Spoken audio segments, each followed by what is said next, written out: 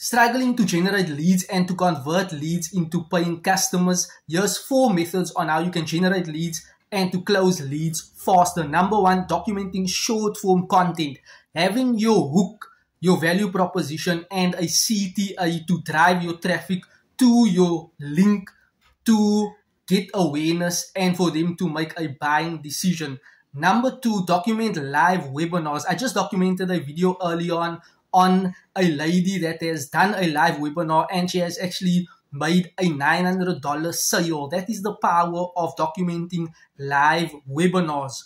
Number 3, outreach. Are you reaching out to businesses, companies, prospects on a day-to-day basis via email, cold calling, sending them messages?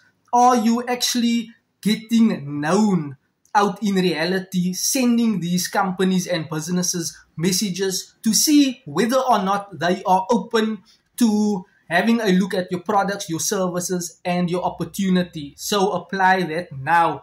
Number 4, running Facebook ads, Google ads, or YouTube ads. This is an effective way of getting amongst a broader audience in a short period of time, seeing if they are open to your products and services.